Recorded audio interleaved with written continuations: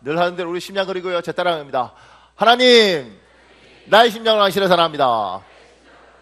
옆에 보시고요. 애정과 사랑을 가지고요. 예수의 심장으로 당신을 축복합니다. 반대편 보고요. 반대편 보고 예수님의 이름, 죄송합니다. 예수의 심장으로 당신을 축복합니다. 고맙습니다. 우리 이단에 말씀하겠습니다.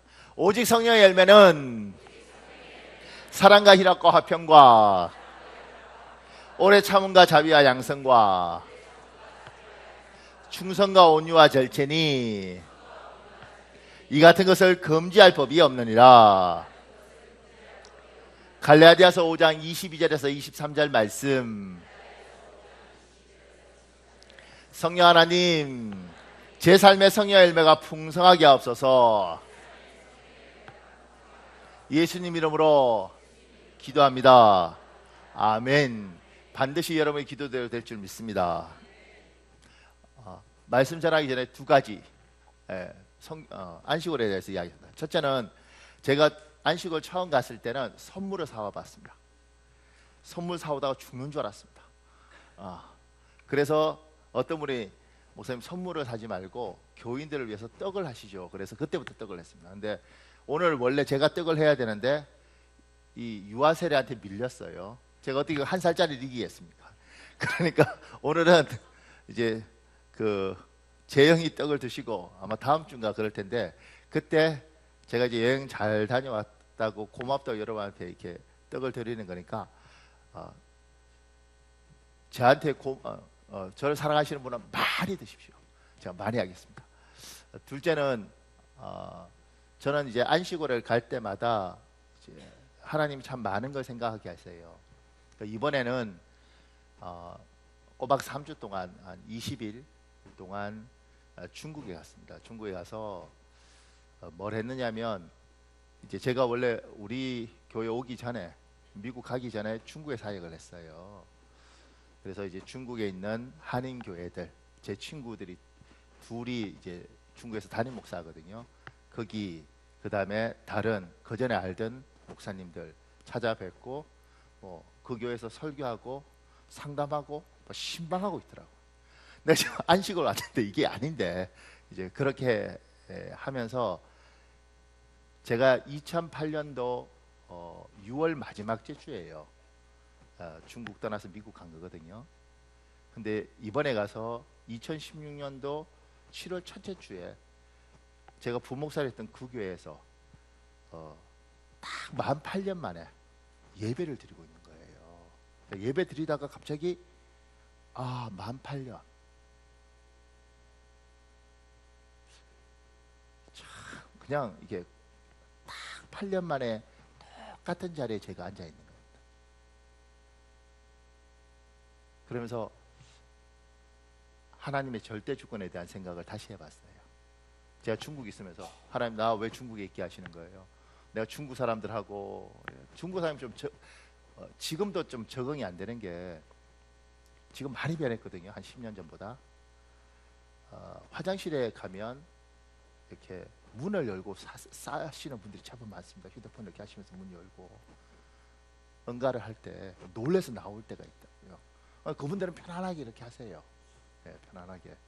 그리고 이제 공공 화장실도 어떤 데 보면 그냥 좌변기 2개, 소변기 2개 이렇게 있는데 아무것도 없어요. 싸면서 볼 수 있고 싸면서 볼 수 있고 뭐 이런 그분들 전혀 부담 없어요. 그러니까 이제 이거 중국 비하하는 건 아니고 이제 그쪽 문화는 그래요. 그쪽 문화는 그러니까 이제 적응이 그때도 이제 한 번씩 경기해야 하는데 지금도 여전히 이렇게 화장실 갔다가 놀래갖고 나오는 경우가 있는 거죠. 그 친구들이 오히려 더 놀라요. 제가 왜 저러나. 그냥 문 열어놓고 편안하게 이렇게 하시는. 그러니까 많이 변했는데 거기 문화는 그래요. 그래서 제가 중국에 있으면서 내가 중국에 선교할 것도 아니고 내가 중국에 있을 것도 아닌데 왜 나에게 이 중국에 두셨습니까? 이런 저 하나님을 신뢰하지만 여러분들 이제 고통 많이 받아보면 그러잖아요. 신뢰는 하는데 투덜거리는 게 있는 거죠. 투덜이 스머프는 악의는 없어요. 그냥 투덜거리는 거지. 근데 투덜이 스머프처럼 투덜거리고 있더라는 거예요. 그런데 8년 만에 그 자리에 똑같은 자리에 갖다 놓으시면서 하나님의 계획, 하나님의 인도하심을 다시 한번 보는 거죠. 하나님의 절대 주권. 세상이 이 땅을 움직이는 것 같고 힘 있는 사람이 움직이는 것 같고 돈 있는 사람이 움직이는 것 같지만 그들이 설쳐될 뿐이지 궁극적으로는 하나님이 우리 인생을 다 잡고 가는. 그 중국엔 제 신학 동기 둘이가 지금 담임 목회를 해요. 연태라는 곳에서 엔타이라고 그러는데 한 친구는 이 교회에 13년 됐거든요. 40일 금식하고 하나님 중국 가라. 중국에서 목자 찾는다. 그래서 갔는데 상처가 너무 많아. 처음에 한국인들이 모였을 때 교회가 하나밖에 없었는데 이 교회에서 교회가 갈라지고 이 교회와 교회가 다투는 가운데 한국인 얼마 없는데 여기에서 또 다시 갈라져서 이 사람들이 목자를 찾으니 상처가 얼마나 많겠어요.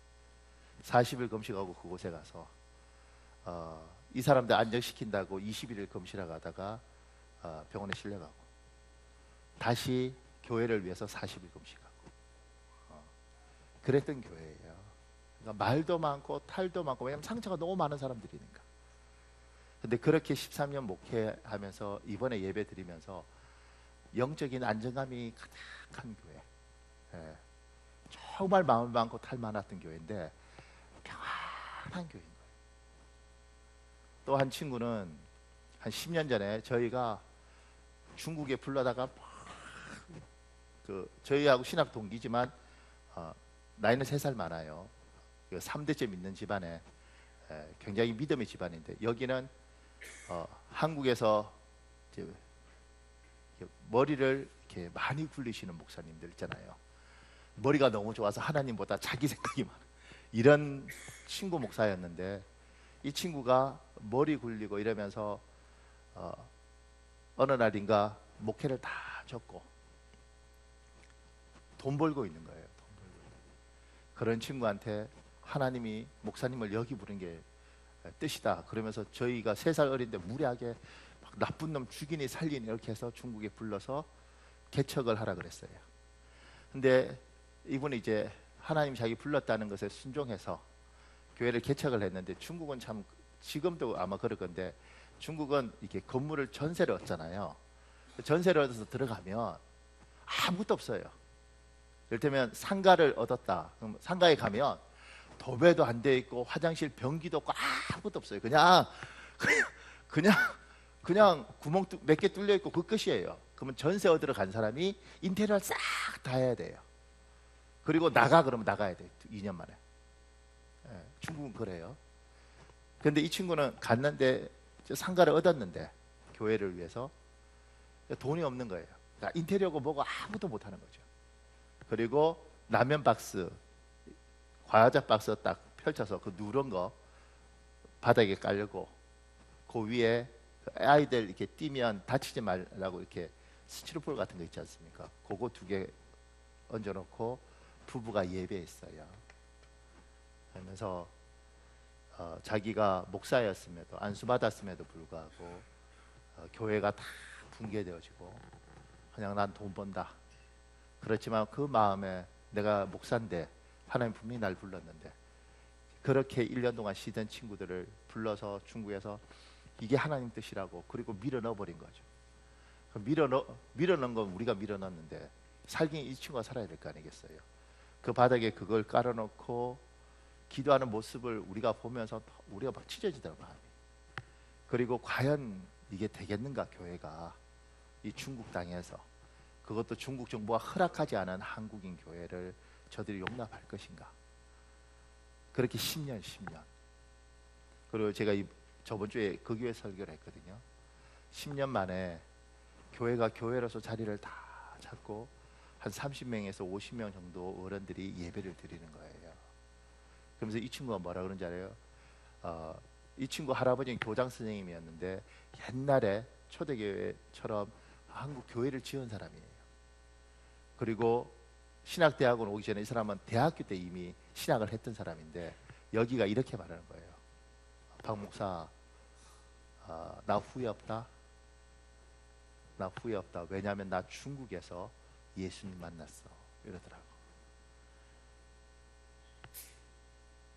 제가 8년 만에 중국 가서 제 친구들 보고 제 모습 보면서 세상이 뭐라든 사람들이 뭐라고 이야기하든 하나님의 절대 주권이 우리 인생을 이끌어서 결국은 자기가 원하는 곳에 세워놓더라는 거죠. 그때까지 피눈물을 흘리고 그때까지 가슴을 찢고 정말 하나님 살아계신 거 맞습니까? 분명히 하나님 살아계신 건 맞는데 주님이 내 인생을 책임지는 게 맞습니까? 이 질문을 하게 되더라는 거예요. 그런데 이번에 가서 하나님 살아계시군요. 내가 연약해서 내 눈에 보이는 것 갖고 확인할 수밖에 없지만 하나님 정말 살아계시군요.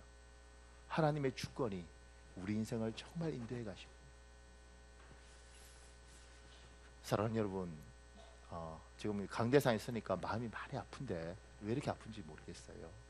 그런데 하나님의 절대 주권이 세상이 돈 있는 사람이 이끌어가는 것 같지만 하나님의 절대 주권이 여러분과 제 인생을 이끌어 가시는 것을 믿고 살아가시는 복이 있길 예수님으로 축복합니다.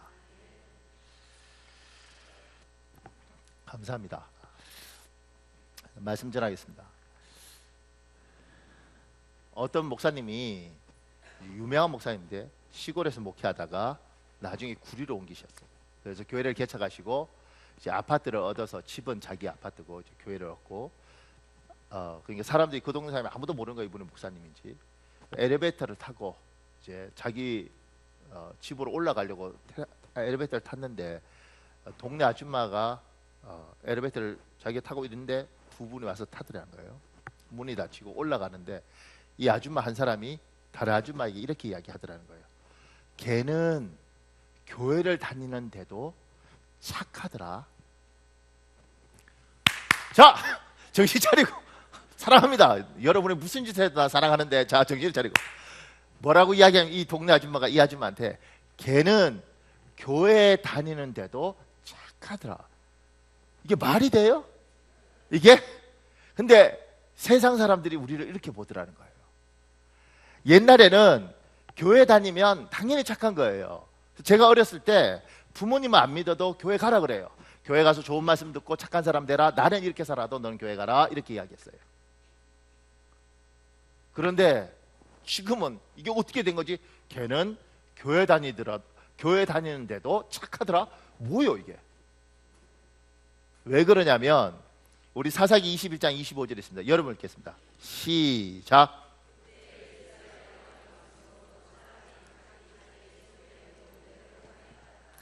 이스라엘 사람들에게 이야기할 때 왕 없이 자기 하고 싶은 대로 하는 세상, 내가 원하는 대로 하고 싶은 세상, 내가 원하는 대로, 내가 바라는 대로 내가 하고 싶은 걸 절제하지 않고 마음껏 하는 세상, 그런 세상에 살면 욕을 얻어먹는 겁니다. 여러분하고 내가 예수를 믿고 예수를 믿는다는 것은 하나님 뜻대로 살겠다고 이야기하는 것인데 우리가 하나님을 믿을 뿐이지 하나님 없이 내 소견대로 내가 생각하는 대로 내가 옳은 대로 마음대로 살면 세상 사람들이 우리를 욕하는 거예요. 더 놀라운 건 이 세상은 반드시 그렇게 되면 멸망하는 겁니다. 왜냐하면 사람은 이렇게 말을 하는 겁니다. 마가복음 7장 21절에서 23절에 있습니다. 우리 교독하겠습니다. 속에서 곧 사람의 마음에서 나오는 것은 악한 생각, 곧 음란과 도둑질과 살인과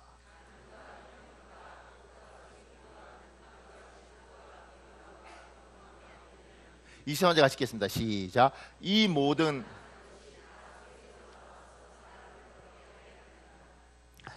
성경은 사람을 착하다고 이야기하잖아요.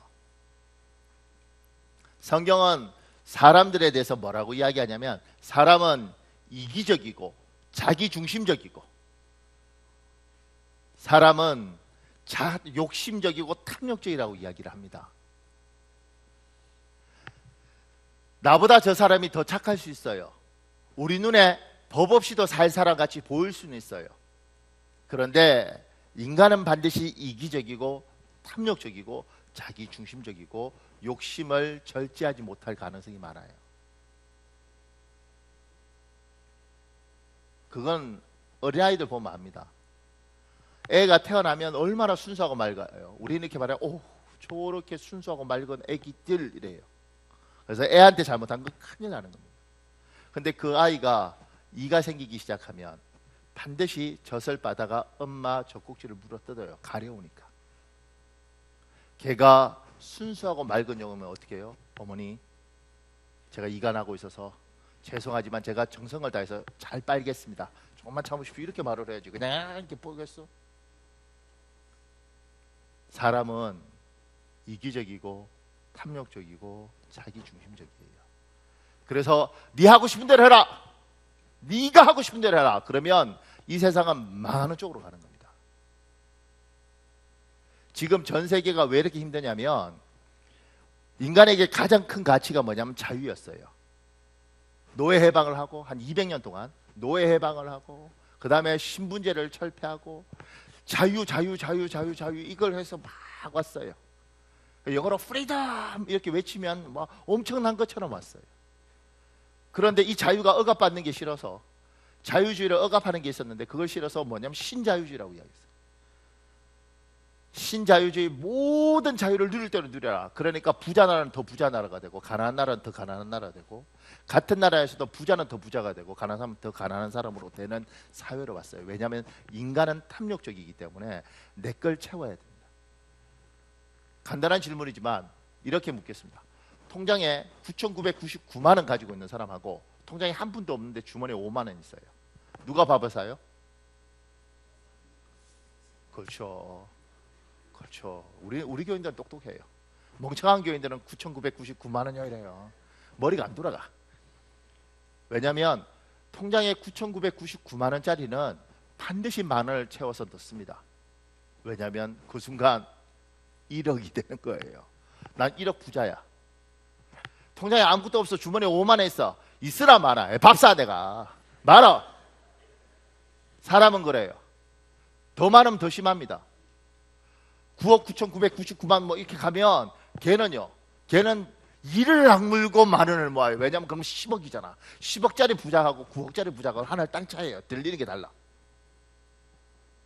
그래서 제가 옛날에 이 생각했어요. 지금 이건희 회장 말고 이재용 부회장인가요? 내가 만약 하나님이 나에게 그 위치를 허락하면 나는 막 쓸 것 같더라고. 처음에는. 여러분도 똑같을 거예요. 그러면 우리가 그 정도면 뭐 수조 원이니까 그냥 1억씩 줘. 허경영인가? 뭐 1억씩 줘. 막 이렇게 줄 수 있겠지. 그런데 그게 우리 수준은 그런 것 같아요. 실제로 여러분과 내가 그 자리에 올라갔어요. 어떻게 될 것 같아요? 우리 수준에는 그분이 너무 부자인데 그 사람 입장이 되고 나면 부자가 아니야. 왜냐하면 돈 더 많은 인간들이 너무 많아. 쟤들보다 내가 더 많아야 될 거 아니겠어요? 그 자리에 가면 드디어 눈이 열리는 거죠. 야, 이 몇십조 갖고는 안 돼. 왜냐면 이거 갖고 전 세계를 못 휘둘러. 더 벌어야 돼요. 인간의 속성이 탐욕적이고 욕심적이고 채워도 끝이 없으니 하나님이 인간을 만드시고 처음부터 뭐라고 이야기하냐면 오늘 선악과를 이야기하면서 얘야 다 먹어 좋은데 따먹지 마. 하나님 훈련시켜요. 다 먹어도 좋은데 따먹으면 안 돼. 절제하는 걸 훈련시켜야 돼. 너의 탐욕과 너의 원함을 어느 순간인가 스탑! 하는 부분들이 되지 않으면 얘야 너 죽는다. 너만 죽는 게 아니고 너 주위에 다 죽어. 하나님이 선악과를 만들고 다 먹어도 좋은데 얘야 훈련돼야 돼. 스탑하는 거 훈련해야 돼.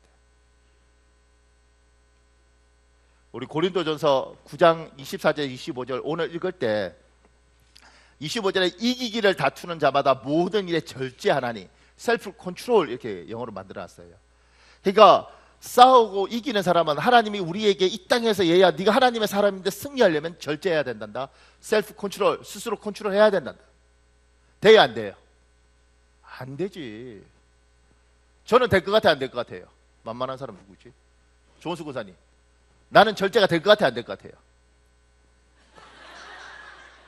나는 권사님이 무슨 짓을 해도 사랑합니다. 아하. 나도 내 몸매 보면서 안 돼요. 안 돼. 내가 절제하고 싶으면 안 돼요. 이거 어떻게? 누가 그러더라고. 목사님 어떻게 절제하셔야죠. 근데 제가 보니까 그 맛있는 걸 듣고 어떻게 절제하겠어요?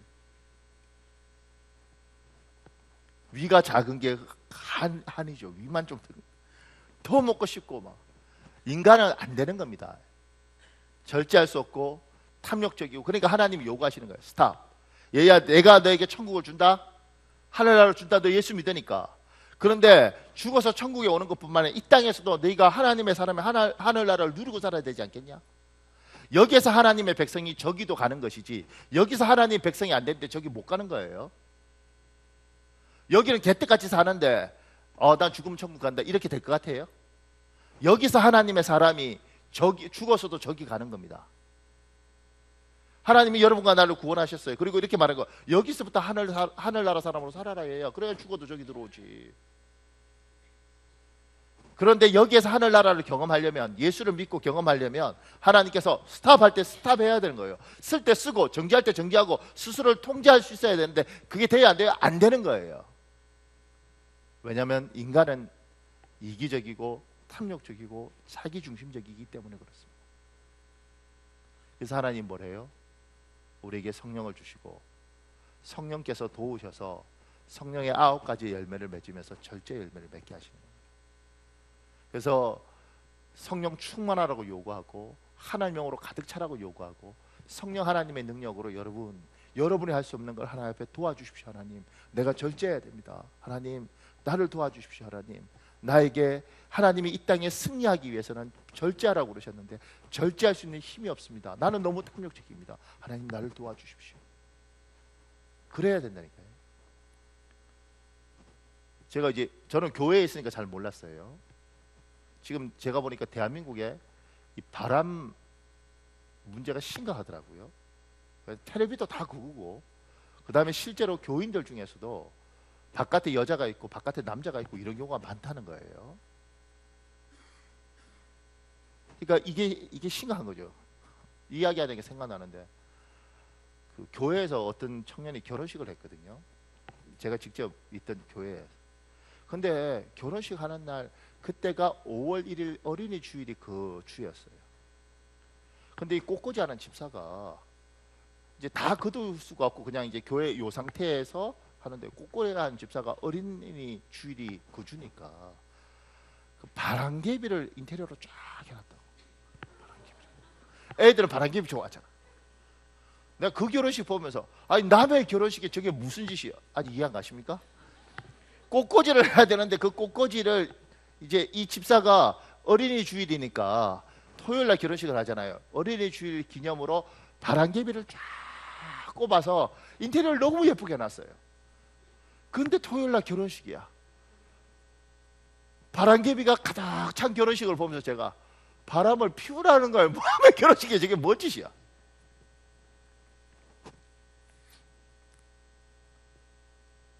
하나님이 나에게 아내만 사랑하고 남편만 사랑하라고 결혼한 걸 주셨어요. 그런데 아내만 사랑할 수 있겠냐고. 왜냐하면 세상에 예쁜 여자가 너무 많아. 왜 웃어? 남편만 사랑할 수 있겠냐고요.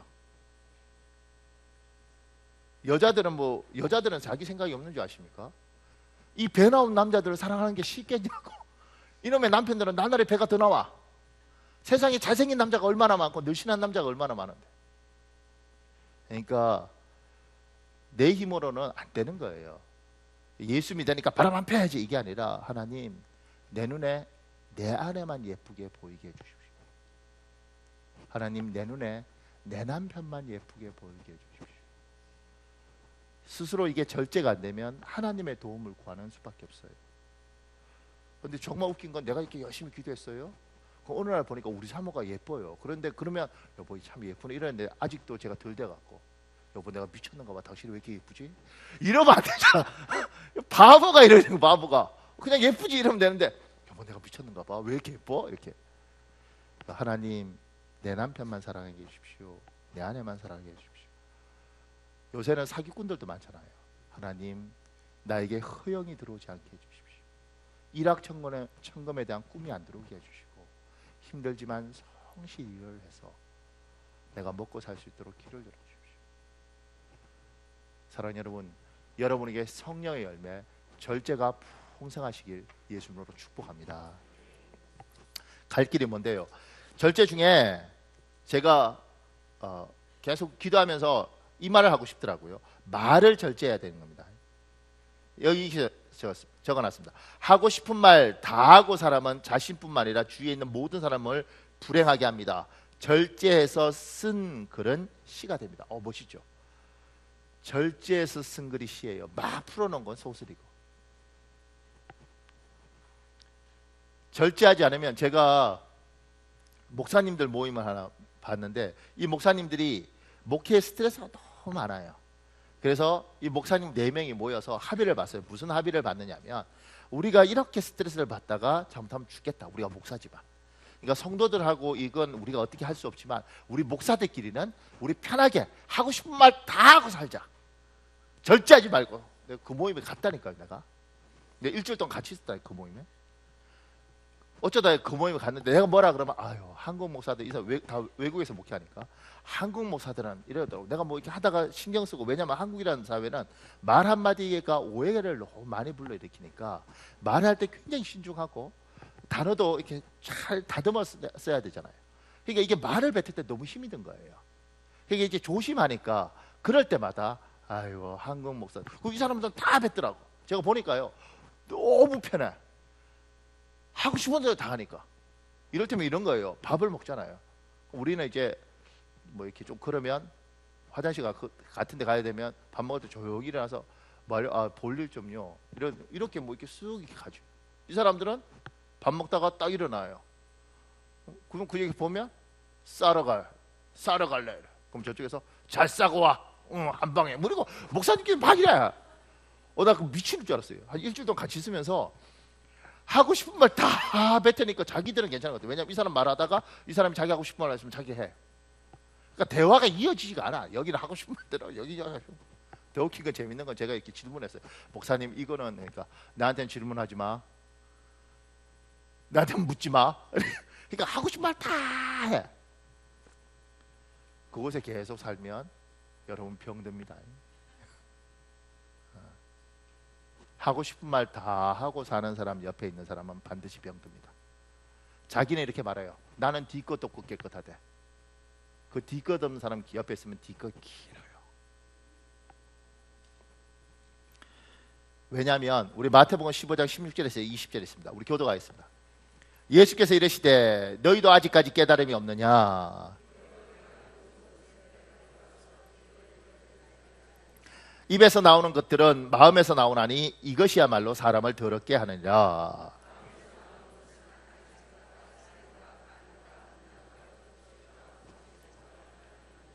이 20절 같이 읽겠습니다. 시작. 이런 것들,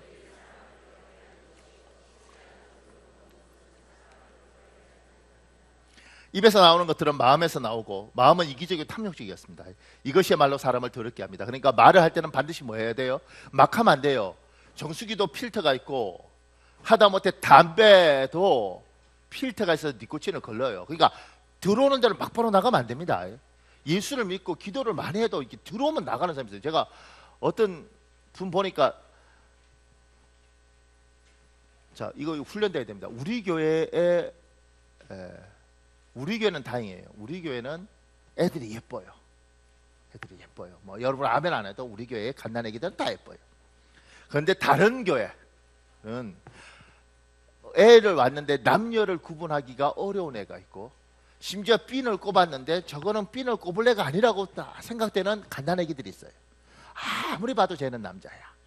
더 웃긴 건 남자 중에서도 험악한 장군감이야. 뭐 이런 애가 있다고. 우리 교회는 없죠. 그러면 여러분이 교인쯤 되면 막바로 뱉으면 안 되는 거잖아요. 무조건 갓난 애기를 보면 어이구 애가 예쁘게 생겼어요, 딸인가 봐요, 이러면 전혀 문제가 안 생겨요. 아들인데요, 아이고 머스마가 너무 곱네, 그러면 은혜가 와요. 교회 주일날. 근데 딱 왔는데 어이구 그놈 참 실하네, 장군감이네, 딸인데요. 이 순간 그 사람은 주일날 은혜가 없어지는 거예요. 그러니까 여러분과 내가 교인이라면 우리 교회는 모든 갓난에게는 뭐예요? 예쁜 여자애라는 전제하에서 말을 뱉는 거예요. 아멘. 우리 같이 삽시다. 여러분이 다 지금 아기를 더 이상 안 낳을 거라고 생각하지만 채집시자 보면 늦게라도 낳잖아요.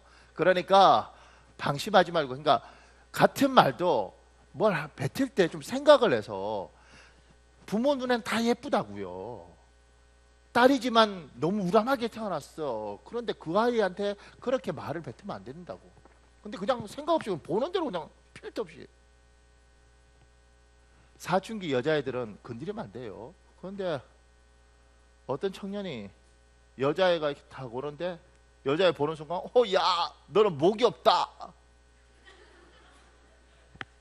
걔 집에 가서 일주일 동안 밥 안 먹고 울고 그 집은 초상집이야. 아니 그냥 마치 목이 없어 걔는. 근데 목이 없는데 그걸 그냥 이렇게 생각을 하고 이거 뱉는 순간 이 필터링이 그냥 뱉어.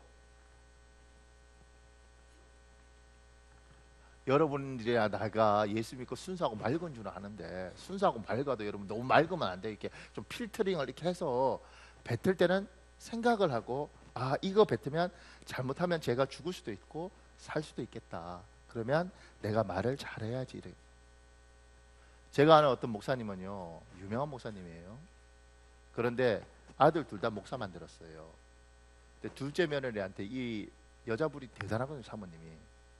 그러니까 목사님 사모님 중에 아주 괄괄한 사람들이 많아요. 왜냐하면 그러지 않으면 교회가 특히 개척한 목사님들 사모님들은 그러지 않으면 교회가 쓰기 어려우니까 아주 보통 성격 아닌 분들이 있어요. 근데 이분도 보통 성격이 아니거든요.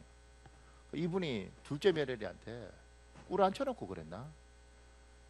너 같은 며느리를 얻은 것이 내 인생의 최대의 실수다 이랬어요. 근데 다행히 그 며느리는 아직도 살아요.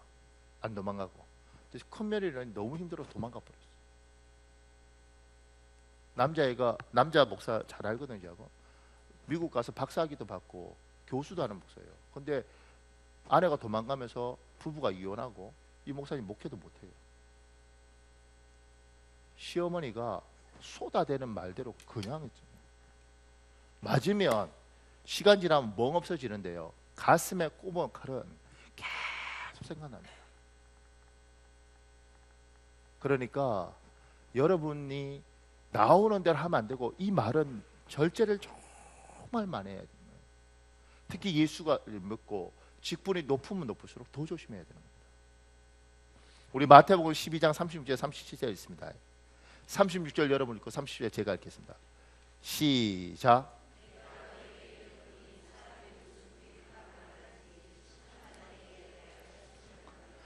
내가 내 말로 의롭다함을 받고 내 말로 정죄함을 받으리라. 현대의 성경이 이렇게 했습니다.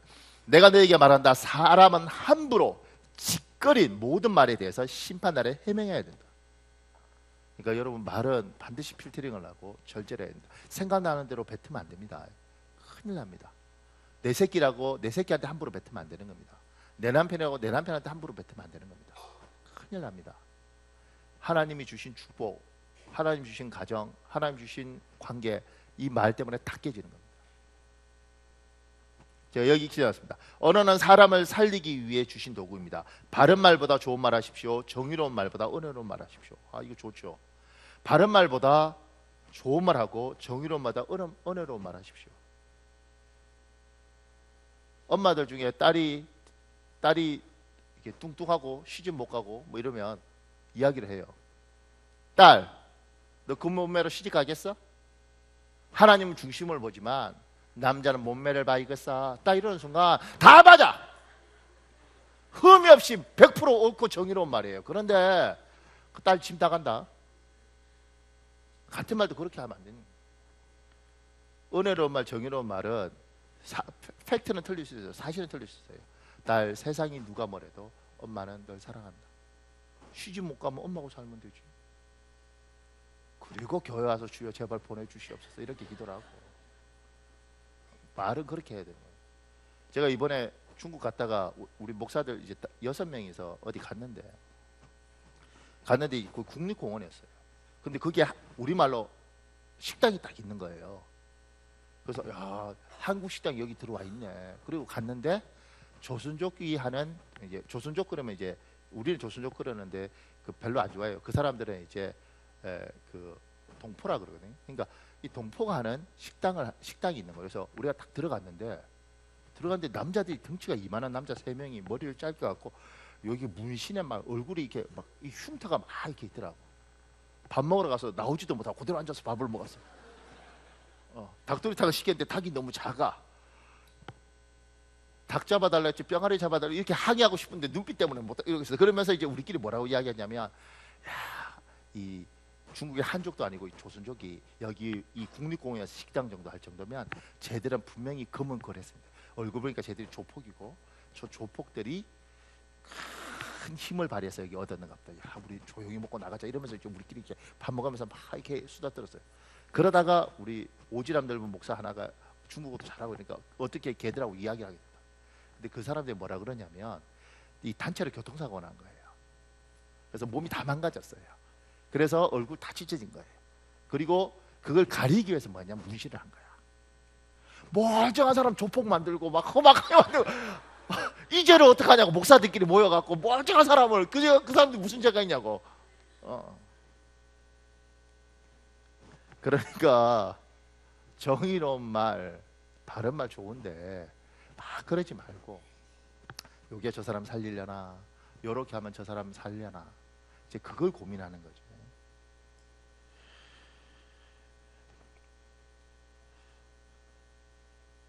그리고 제가 여기 간단하게 여러 가지 적어놨습니다. 인생에 상처 많은 사람도 있습니다. 예수를 믿어도 그 아픔을 벗어나는데 시간이 많이 필요해요. 그런 사람들에게는 부정적인 단어들, 비판적인 단어들을 배제하고 말을 해야 돼요. 왜냐하면 아무리 좋아도 그 단어가 귀에 콕 꼽혀요. 그러니까 상처 많은 사람 앞에 함부로 말하면 안 됩니다. 이건 배려예요, 배려. 그 사람이 내용을 듣는 게 아니라 단어 하나에 꼽혀갖고 잊혀지지가 않는 거예요. 그리고 진심 어린 충고를 할 때는 반드시 기도를 충분히 하고 그 다음에 어떤 조언을 하더라도 관계가 형성되기 전에는 하면 안 돼요. 관계가 형성되었을 때 하는 겁니다. 그 다음에 제가 세 번째 이렇게 적어놨습니다. 사랑을 절제하십시오. 이게 무슨 사랑을 왜 절제하나요? 사람을 사랑하는 건 좋은데 한꺼번에 너무 많이 주면 안 됩니다. 그러니까 여러분이 자식을 이만큼 사랑해요. 그러면 얘가 감당할 만큼 요만큼씩 나눠 주십시오. 제발. 남편을 너무 사랑해요. 그러면 요만큼씩 나눠 주십시오. 이걸 다 주는 순간 그 남자가 집을 나가요.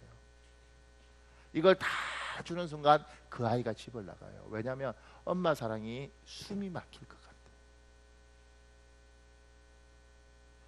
사랑하면 감당할 수 있을 만큼 나눠 주십시오. 그리고 사랑하면 예의를 지키십시오. 내 아이지만 예의를 지키는 거예요.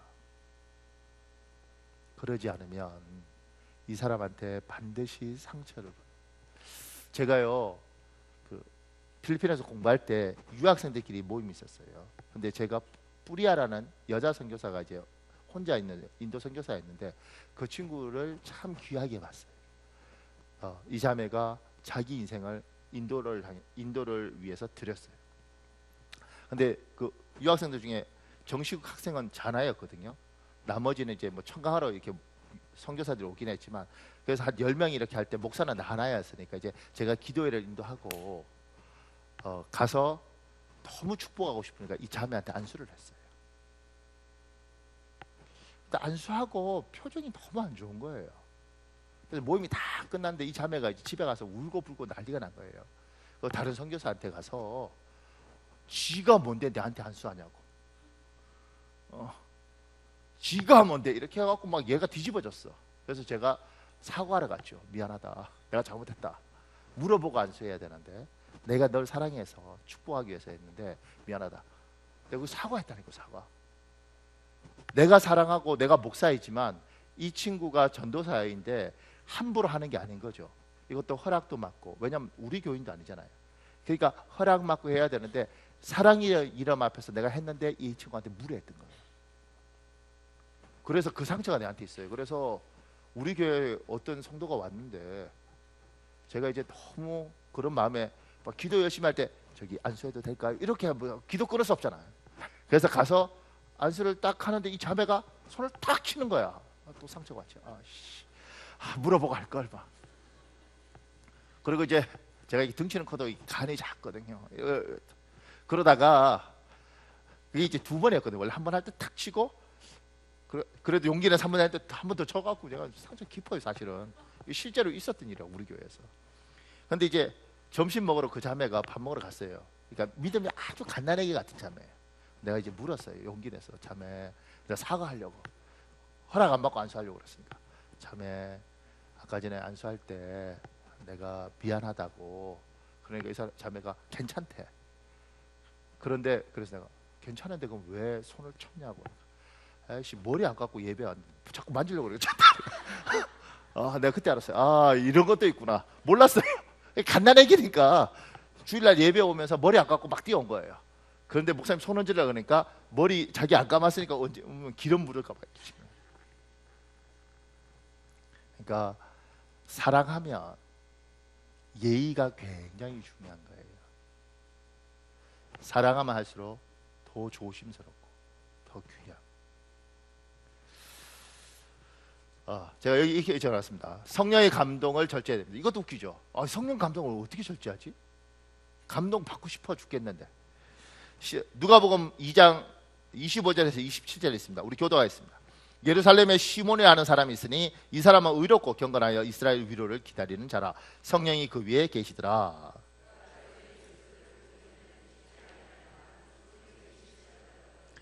20절 같이 읽겠습니다. 시작. 성령의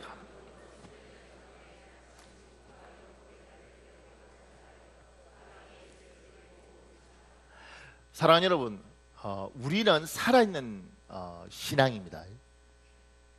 그러니까 교회 와서 그냥 앉아서 아이고 나 예배 드렸으니까 마음 편하지 이게 아니고 우리는 살아계신 하나님과 교제하고 함께 동행하는 거란 말입니다.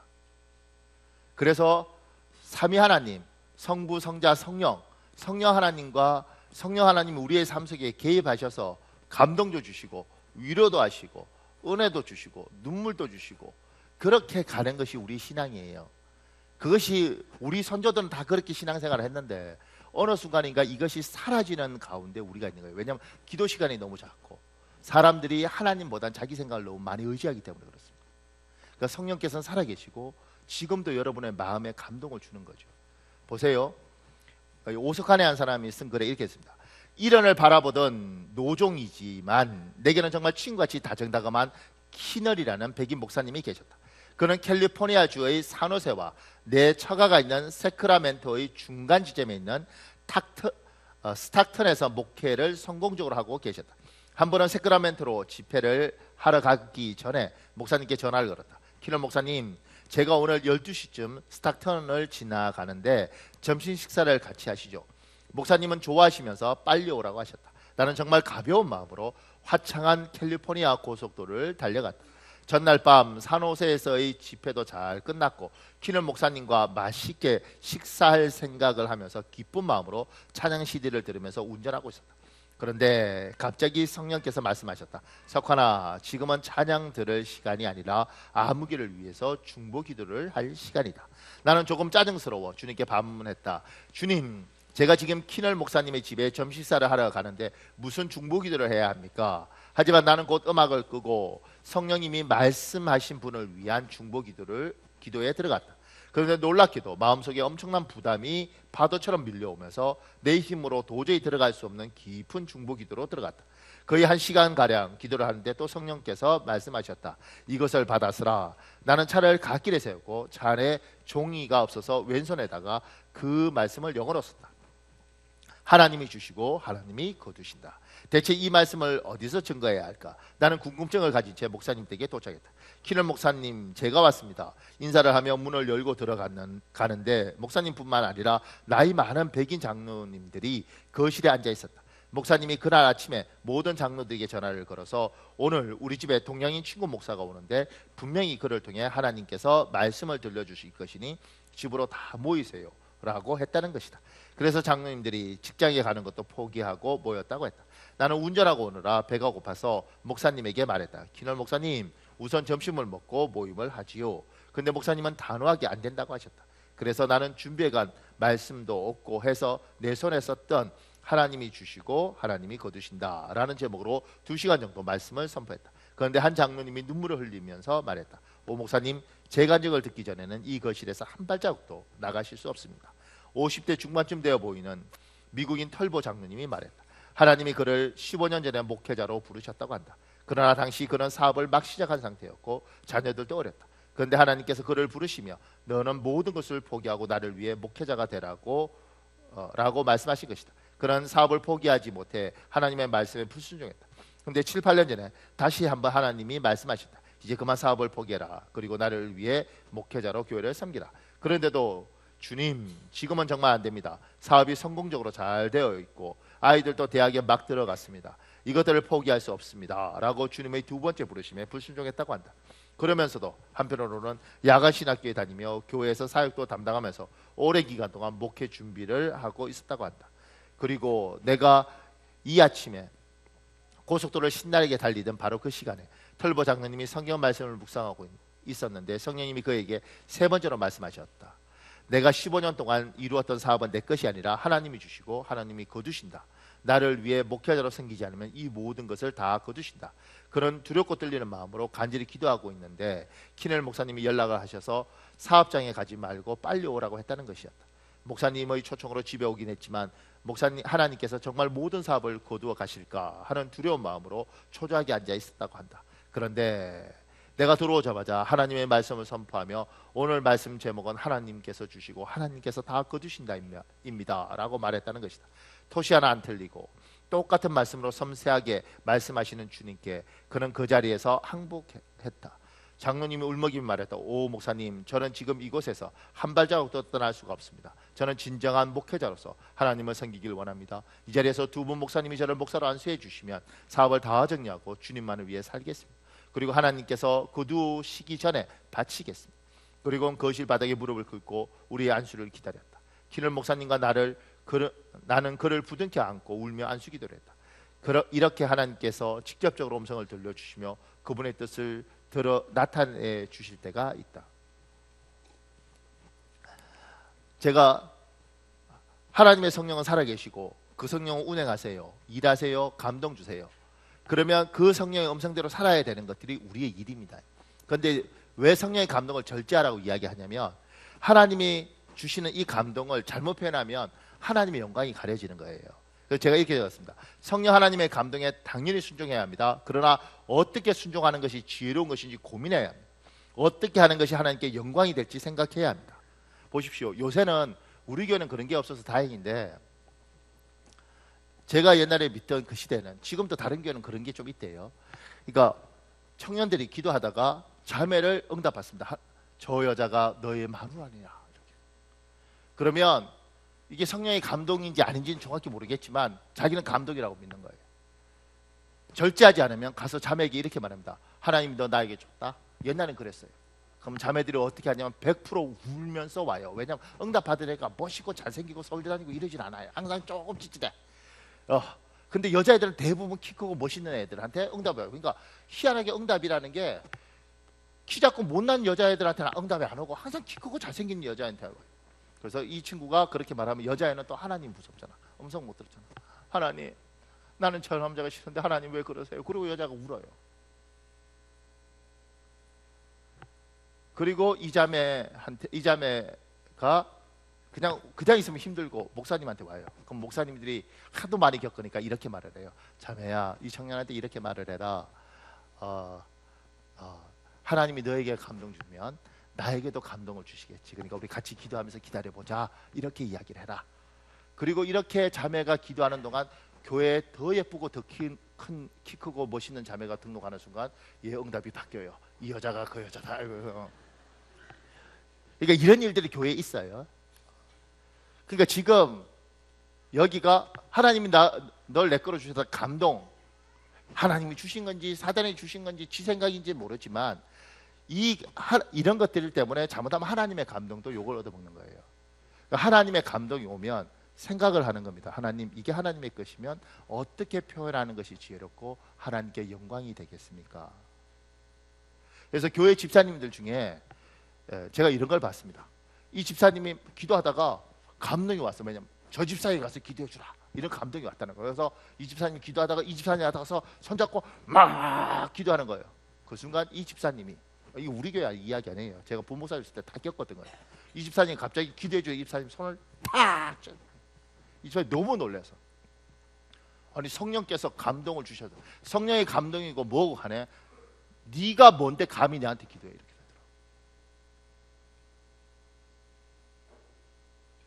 되더라고. 네가 뭔데 감히 내한테 기도해? 네가 목사야 뭐야? 너도 집사고 나도 집사인데 왜 네가 함부로 기도해? 제가 이 집사님하고 나중에 이야기하면서, 이 집사님이요, 하나님의 감동이든 뭐든 간에 하나님 왜 나한테 그렇게 모욕적이냐는 거지. 목사님이 안수하고 그러면 이해하겠다는 거야, 내 담임 목사님이 그러면. 근데 왜 똑같은 집사인데 네가 뭔데 내한테 그러냐고. 그때 제가 알았어요. 이 집사가 만약 정말 인격이 있다면 감동받았으면 가서 이야기해야 돼요. 집사님, 내가 집사님 위해서 기도하고 싶은데 기도해도 돼? 집사님 기도해 주면 좋지. 그러면 같이 기도하는 거죠. 와, 가서 기도해 주는 건 뭐예요? 사랑이 있는지는 모르지만 조금 전에 말했듯이 무례한 거죠. 성령의 감동이 왔을 때 하나님의 감동대로 사는 건 굉장히 소중하지만 절제하고, 이걸 어떻게 표현해야 되고 이것이 어떻게 하는지 하나님께 영광이 드러난지는 고민해야 되는 겁니다. 우리 교회 열심히 기도하는 사람들 많은데 기도 열심히 하면 하나님 음성 듣고 감동 받아요. 그런데 음성 듣고 감동 받았는데 그 음성 듣고 감동 받은 것 때문에 딴 사람 시험 들 수 있어요. 상처 받을 수 있어요. 더 웃긴 건 그렇게 하시는 하나님이 싫을 수 있어요. 왜냐하면 하나님이 너무 비인격적이야. 내가 받은 감동이 진짜인지도 중요하겠지만 정말 성령의 감동이면 고민해야 되는 겁니다. 생각해야 되는 겁니다. 어떻게 표현하는 것이 모두를 살릴 수 있는 건지 고민해야 되는 거죠. 너무 많은 사람이 감동을 받아요.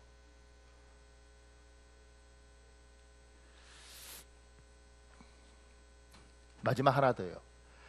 기도할 감동에 순종하십시오. 그리고 기도를 방해하는 모든 것을 절제하십시오. 우리는 기도할 감동을 받았을 때 기도를 절제해버려요. 그게 아니고 기도할 감동을 받으면 기도에 순종하고 기도를 방해하는 모든 것들을 절제해야 되는 겁니다. 컨트롤해야 되는 겁니다. 이게 김요셉 목사님 쓴 글이거든요. 김정한 목사님 아들이잖아요. 아버지와 어머니를 존경했지만 어떤 회유와 협박을 해도 절대로 굽히지 않는 것이 있었다. 바로 목사가 되는 것이었다. 나를 회유하는 사람은 아버지뿐만이 아니었다. 교회에 갈 때마다 나는 이런 말을 들었다. 요셉아, 아버지처럼 훌륭한 목사가 되어야지. 말하는 사람이야 한 번 뿌리겠지만 하루에도 몇 번씩 듣는 나로서는 괴롭기 짝이 없었다. 게다가 아버지가 얼마나 훌륭한 목사인지를 알면 알수록 더 두려웠다. 나는 죽었다 깨어나도 아버지만큼 뛰어난 목사가 될 자신이 없었다. 나는 아예 목사가 되는 것을 시도하지 않기로 결심했다. 그래서 미국에서 공부할 때도 아버지는 학교 근처에도 못 오시게 했다. 딱 한 번 내가 시카고에서 공부하고 있을 때 아버지가 무디 신학교에 강의하러 오셨다가 나를 만나러 오셨다. 어쩔 수 없이 아버지와 나는 서먹서먹하게 하룻밤을 보내야 했다. 아버지는 여전히 내가 함부로 다가설 수 없는 존재였다. 나는 아버지가 묻는 말에 간신히 대답만 했다. 밤에 화장실에 가고 싶어서 일어나 보니 화장실 문틈으로 빛이 새어나오고 있었다. 아버지가 화장실 안에 계신가 보다 생각하고 밖에서 한참 기다렸다. 그런데 아무리 기다려도 아버지가 화장실에서 나오지 않으셨다. 어르신이 왜 이러시나 화장실 문을 슬며시 밀어보았다. 변기 뚜껑에 두툼한 타올 2개가 덮여 있었다. 그 위에 성경책이 올려져 있었다. 아버지는 변기 앞에 무릎을 꿇고 계셨다. 그때 나는 아버지가 나를 위해 기도하는 소리를 듣고 말았다. 우리 요셉이 주님이 지켜주시고. 아버지는 시차에 적응되지 않아서 잠을 뒤척이셨을 것이다. 나의 잠을 방해하지 않으려고 화장실에 숨어 드셨을 것이다. 그리고 얼마 동안 저렇게 기도하신 것일까? 나를 위해 기도하고 또 기도하시는 아버지의 뒷모습. 그 순간에 나도 모르게 이렇게 기도하지 않을 수 없었다. 하나님, 저는 아버지처럼 훌륭한 목사는 될 수 없지만 저렇게 사는 사람이 되겠습니다. 그 순간에 나는 아버지의 삶 속으로 초청된 것이다. 그렇게도 끔찍하게 여겨졌던 목회자의 길이 내게 너무 매력적인 삶으로 다가왔다. 참배움은 강요되는 것이 아니라 삶에서 얻는 것이다. 우리는 무엇이든지 삶으로 가르쳐야 한다.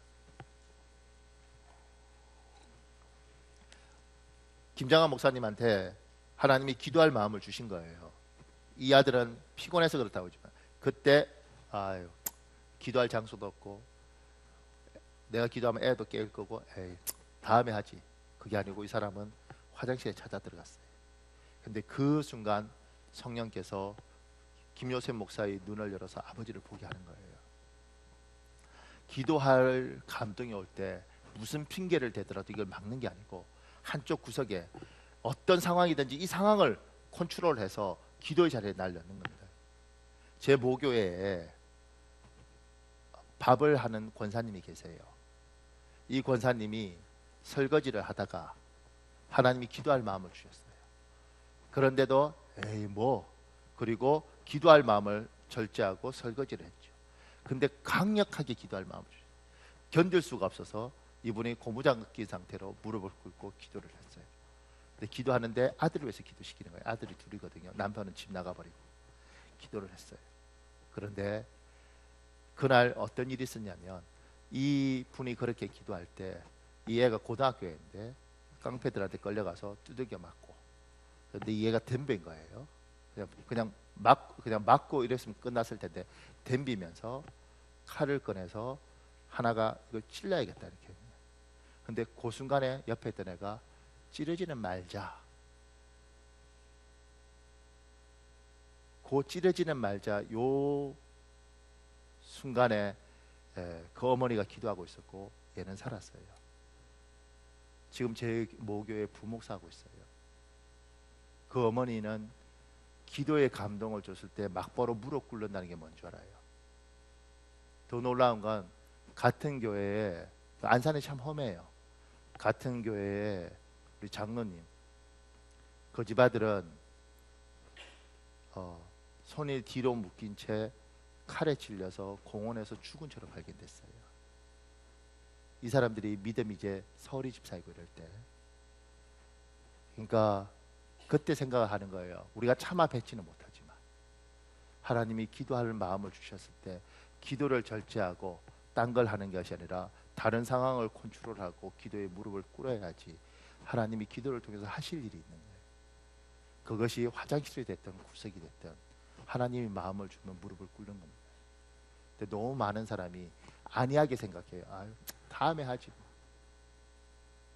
결정적인 순간에 이 가족 이야기를 하는 게 잘못하면 여러분한테 협박처럼 들릴 수도 있는데, 누군가는 자식이 살아서 지금 목사가 돼 있고, 누군가는 그 집은 딸 둘에 아들 하나이거든요. 이게 다 사실이에요, 내가 하는 말들은. 그런데 아들은 손이 뒤로 묶인 채 칼에 찔려서 공원에서 발견됐어요. 하나님이 마음을 줄 때 기도의 감동은 거부절하면 안 되는 겁니다. 우리 시간이 없는데 사랑하는 여러분, 이 시간에 우리 잠깐만 기도하겠습니다. 우리 한 7분 정도만 기도할 텐데, 하나님이 스톱! 더 가면 안 돼. 하나님 내 마음대로 살도록 요구하지 않고 하나님이 처음부터 선악과를 주시면서 우리에게 이 땅을 이기기 위해서는 절제하라고 요구하는데